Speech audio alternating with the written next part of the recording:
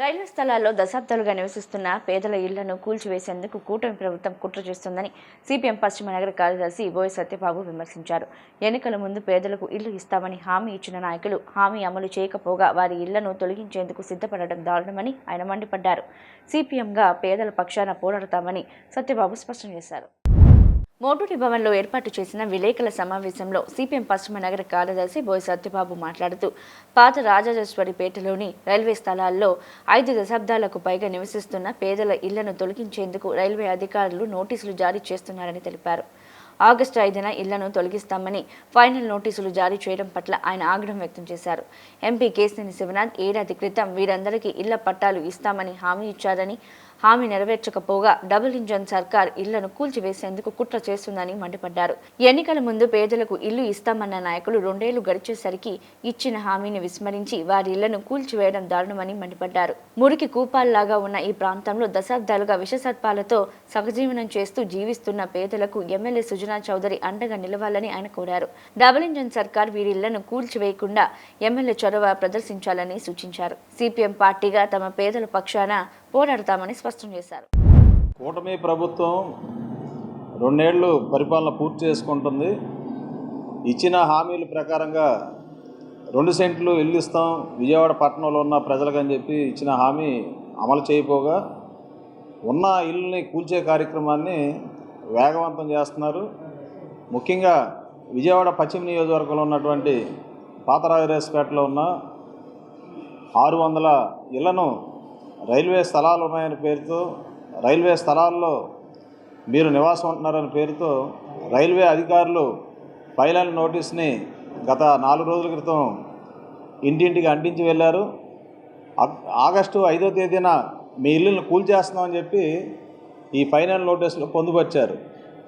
గత ఏడాది ఇదే విధంగా దండోరా వేసి నోటీసులు అంటించిన సందర్భంలో ఆ పాత రాజరాజేశ్వరిపేట ప్రజలు ఆందోళన చెందిన సందర్భంలో మరి ఆనాడు కేశినేని చిన్ని గారు వచ్చి మీ ఇళ్ళకి ఎటువంటి ఇబ్బంది ఉండదు, తొలగింపు ఉండదు, పట్టాలు జారీ చేసేదానికి కూడా మేము ప్రయత్నిస్తాం, మీరు ధైర్యంగా ఉండండి అని చెప్పి ఏడాది కాలేదు, ఇంకా వెంటనే ఇప్పుడు ఫైనల్ నోటీసులు, తొలగింపు నోటీసులు వస్తున్నాయి.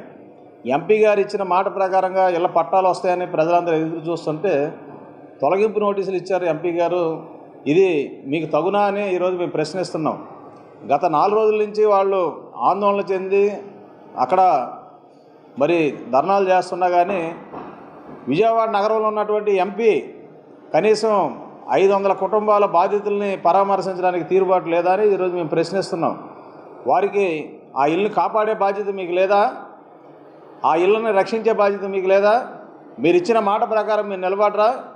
ఈరోజు రైల్వే ఆస్తులన్నీ కేంద్రంలో ఉన్న బీజేపీ ప్రభుత్వం, మీ ఎన్డీఏ ప్రభుత్వం పేదల్ని ఇల్లు కూల్చి బడా కార్పొరేట్ కంపెనీలకి, ధనవంతులకి మరి కారు చౌకగా కట్టబెడుతున్న వైనం దేశవ్యాప్తంగా అనేక చోట్ల జరుగుతుంది.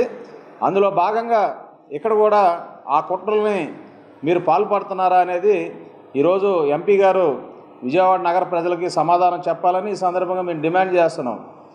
మరోవైపు ఇక్కడ ఉన్నటువంటి పశ్చిమ నియోజకవర్గ ఎమ్మెల్యే, బీజేపీ శాసనసభ్యులు యలమంచిలి సుజనా చౌదరి గారు కూడా దీని మీద స్పందించాలి.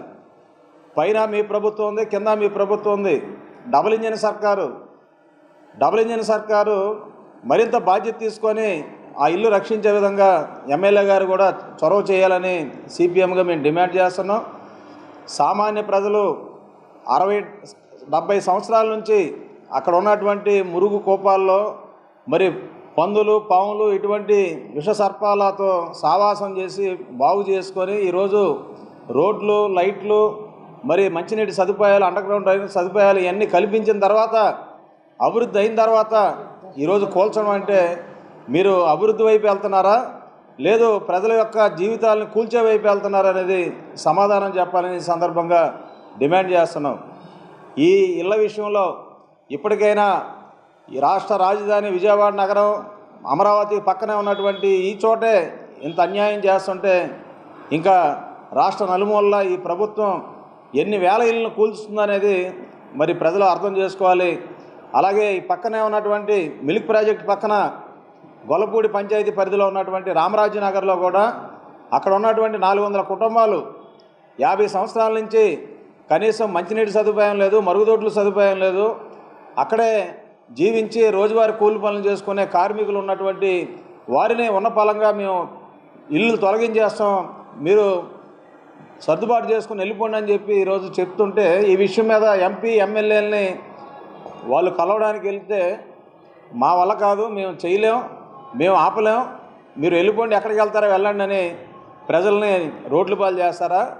ఇదేనా ప్రజాప్రతినిధులుగా మిమ్మల్ని గెలిపిస్తే బాధ్యతగా వహించేది? ఏముంది అక్కడ అడ్డం? రైల్వే వాళ్ళకి ఏముంది అడ్డం? ఉన్నటువంటి స్థలాల్లో అక్కడ పక్కా ఇల్లు నిర్మాణం చేసి ఇవ్వచ్చు. లేదు, మీ ప్రభుత్వం చెప్పిన పద్ధతిలో పంచాయతీ పరిధిలో 3 సెంట్లు ఇల్లు ఇస్తామన్న హామీని వాళ్ళకి ఇచ్చి పక్కా ఇల్లు కట్టి అప్పుడు వాళ్ళకి తరలించే కార్యక్రమం చేయాలి తప్ప ఉన్న పలంగా వెళ్ళిపోమంటే ఎక్కడికి వెళ్తారని చెప్పి వాళ్ళు పేదలు గగ్గోలు పెడుతున్నారు.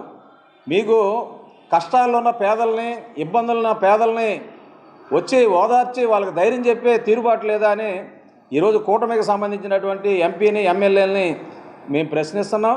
ఇప్పటికైనా ఈ ప్రభుత్వం ఎమ్మెల్యేలు కానీ ఎంపీలు కానీ స్పందించి ఈ ఇళ్ళని కాపాడే విధంగా చర్యలు తీసుకోకపోతే రాబోయే రోజుల్లో ఆ ప్రజలు చేస్తున్నటువంటి ఆందోళనకి సంపూర్ణమైనటువంటి పూర్తి సహాయ సహకారాలు మద్దతు సిపిఎంగా అందిస్తామని, వాళ్ళు చేసే పోరాటాల్లో మేము కూడా భాగం అవుతామని ఈ సందర్భంగా తెలియజేస్తూ, ఈ రోజు నుండి ఆయా ప్రాంతాల్లో సిపిఎం పక్షంగా ప్రజలకి మద్దతు తెలియజేస్తూ కరపత్రాల పంపిణీ కార్యక్రమం కూడా చేపట్టాం.